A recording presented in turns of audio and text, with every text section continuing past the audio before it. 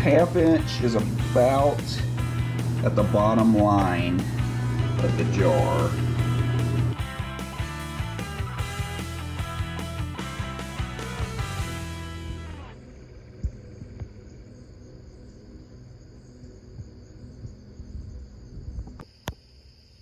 All right, today we're going to go over in a local park where there's a pretty good pawpaw patch. I was here a couple days ago and they weren't quite ripe yet, so we're going to see if they're ripe today.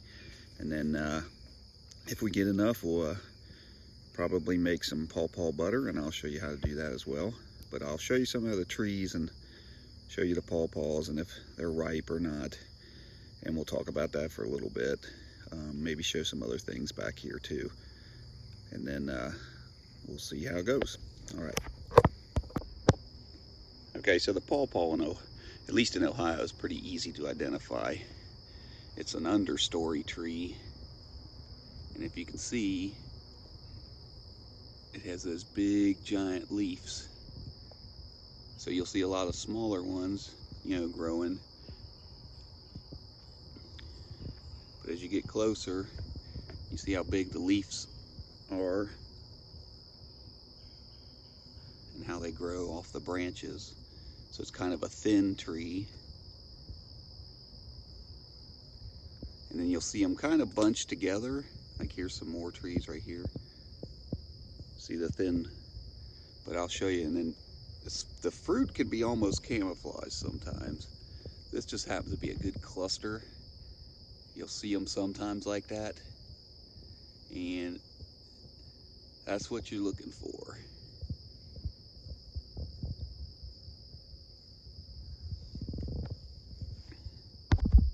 Okay, so I pulled the tree down to look at this. So this is the cluster up close. So the fruits are, anywhere from 2 to 4 inches long. And when they start to get this black on them, they're starting to ripen. Oh, sorry about that. Well, if they fall off like that, they're usually ready. But I was going to show you how you can tell. You can kind of feel them with your hands. And if they just are kind of starting to get mushy, this one's just a little ripe, or unripe. That they're like a peach.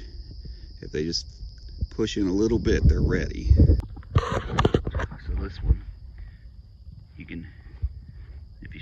can't really see, but if I push, it's just a little bit mushy, and that's when they're perfect.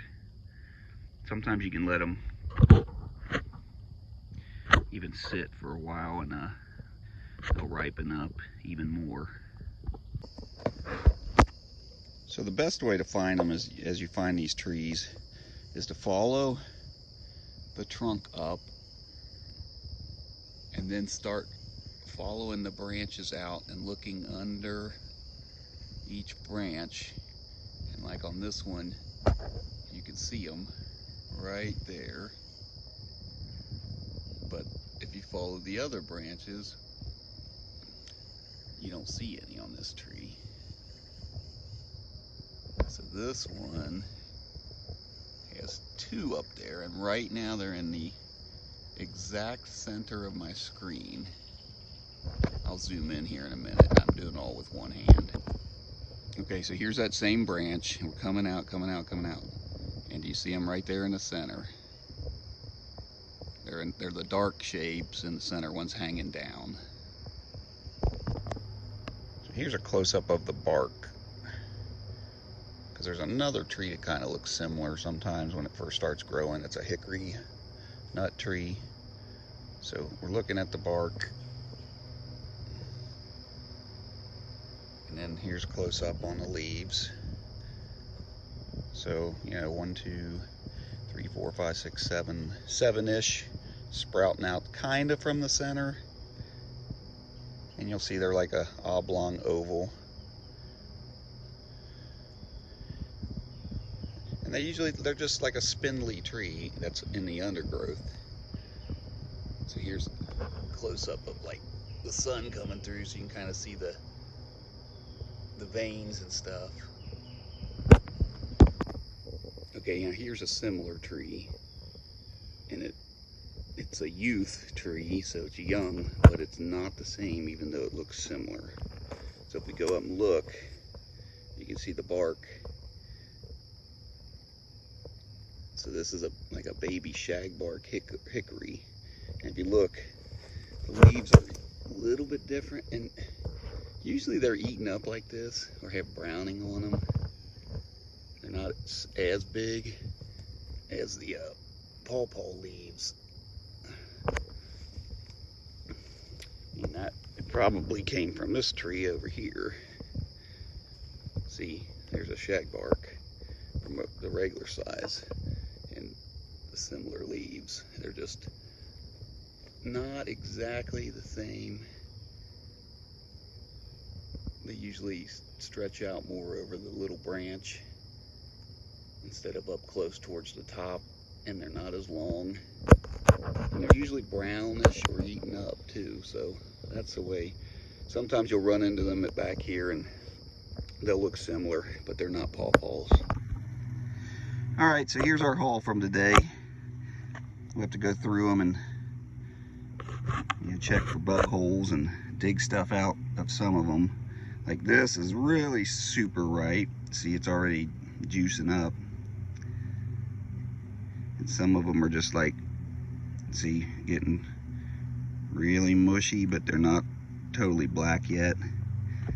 And then any that aren't, we'll kind of leave by the wayside.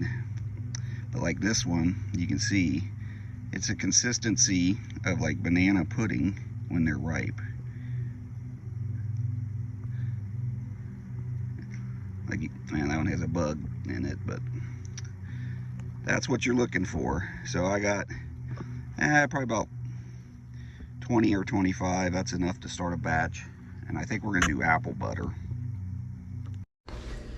Okay, so the recipe calls for washing and peeling the pawpaws, so I'm not going to do that. I'm going to use a different method. I'm just going to squeeze the pulp out into the pan.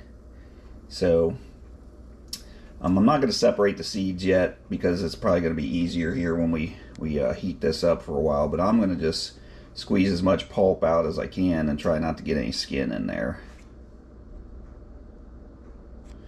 So basically, I'm just going to squeeze like that, and then I'm just going to get the pulp into the pan. All right. Okay, so you end up with this mush with seeds, and I got out as much of the skin, and if I saw any green like tint to the mush, I would get that out with my fingers, because that means it was not ripe. So that's what you got before the next step. All right, the next step says to add the 2 cups water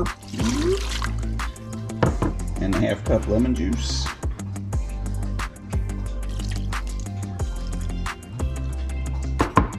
There we go. It says to heat that up. And that's, I forgot to tell you, that's about 5 pounds of pawpaws. So about 20 to 25 pawpaws. All right, so this is it's warming up stage. It's starting to get mushed down, kind of like a pudding right now.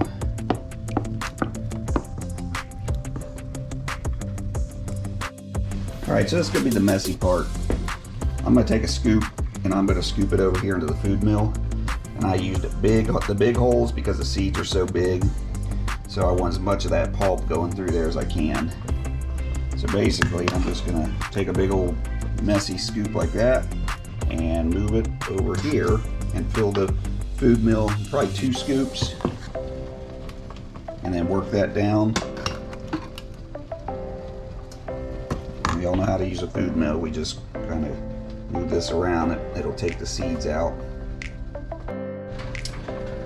Okay, so this is what you're left with when it's been through the food mill, and just look, make sure there's no chopped up seeds like this. If you find them, get them out. And then this is what you're left with. So I don't know if the heat kills the seeds or not, or I didn't use it to make it too hot, so I'm gonna just throw them in the back of my backyard and see if any of them will come up under my trees back there. I have a shaded area, so maybe I'll get some pawpaws in my yard. Okay, recipe says now take 3 cups of sugar and pour it in there and then heat it and work it until it thickens, and it says it takes about an hour. So we're at this level right now of like soup. And we go just pour the 3 cups on in, which seems like a lot. And then we're gonna stir that up and then let it cook for about an hour. Just says on low, so we'll just set that on low, and that's what we'll do. So I'm gonna mix this on up.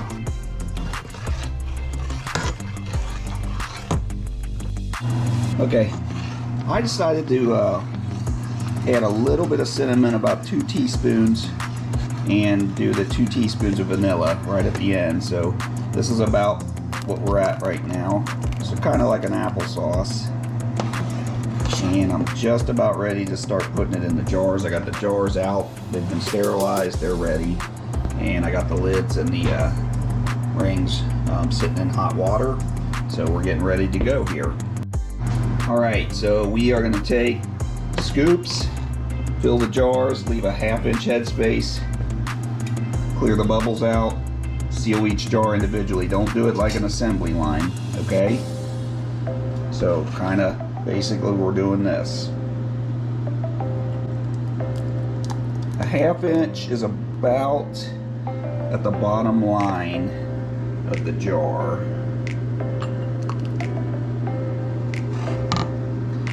So right about there, and then if you really want to get, you know, technical, you can go buy one of these, which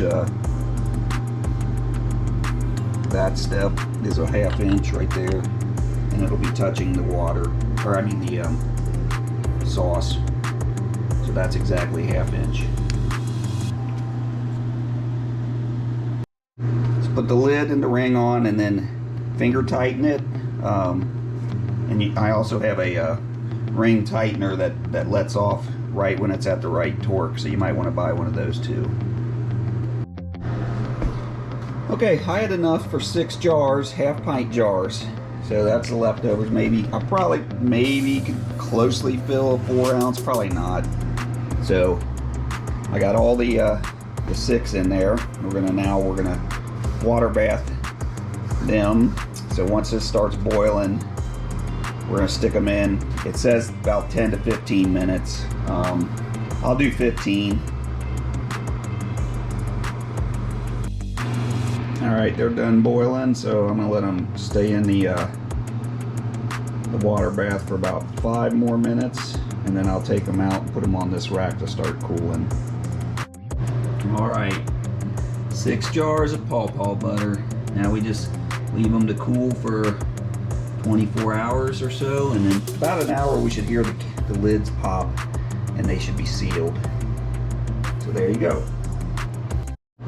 Alright, so I hope you enjoyed the video on identifying Paw Paw trees and getting some Paw Paws, seeing what they look like, and then how to get them prepared for canning, in this case for Paw Paw butter. It's always a good time in the fall to go out and do these kind of things, like with autumn olives or Paw Paws or whatever you like to gather up, and just go out there and have some fun with it. And if you can can it and give it to some friends or stuff like that, it makes it even better. So thanks for watching.